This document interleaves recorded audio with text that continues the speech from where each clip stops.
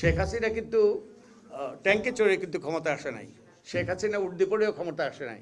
শেখ হাসিনা এসে কিন্তু সংবিধান বাতিলও করে দেয় নাই, যদিও সংবিধান আমূল পরিবর্তন করেছে, পুনর্লিখন করেছে পঞ্চদশ সংশোধনীর মাধ্যমে।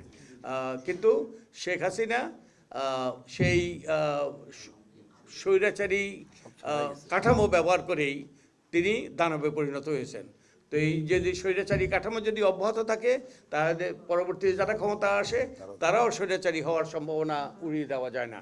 তবে এই গণভোটে হাঁ উত্তর হইলেও এবং এগুলো সংবিধানে অন্তর্ভুক্ত হইলেও যে এগুলো যে আমাদের স্বৈরাচারী ব্যবস্থাকে থেকে আমরা পুরোপুরি মুক্ত হব তা নয়, কারণ এর উপর এটা নির্ভর করে বহুলাংশে আমাদের গণতান্ত্রিক মূল্যবোধের উপর, আমাদের রাজনৈতিক সংস্কৃতির উপর। আমরা যদি গণতান্ত্রিক মূল্যবোধ প্রদর্শন না করি তাহলে সুষ্ঠু নির্বাচন হবে না। আমরা যদি রাজনৈতিক সংস্কৃতি পরিবর্তন না আনি তাহলে আমাদের সুষ্ঠু নির্বাচন এবং গণতান্ত্রিক উত্তরণ হবে না। তাই আমাদের বহুলাংশে কিন্তু আমাদের রাজনৈতিক দলগুলোর কোর্টে। তো আমি আশা করি যে আমাদের যে অবশ্য এই যে আসন্ন নির্বাচন এবং যেটা 12ই ফেব্রুয়ারিতে নির্ধারিত হয়েছে এবং ওই নির্বাচন হইতেই হবে, তার কোনো বিকল্প নেই।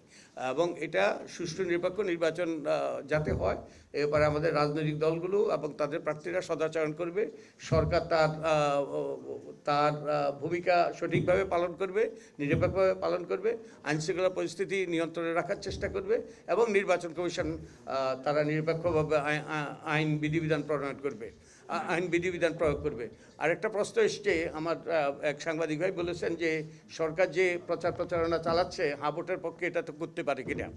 এখন যেটা মনে রাখতে হবে, এই সরকার কিন্তু তত্ত্বাবধায়ক সরকার নয়, এই সরকার হলো গণ অভ্যুত্থানের সরকার।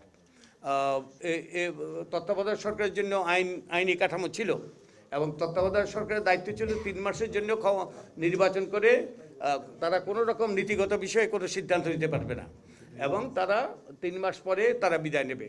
কিন্তু এই সরকার এসছে কতগুলো অগ্রাধিকারের ভিত্তিতে নির্বাচন, সংস্কার এবং বিচার।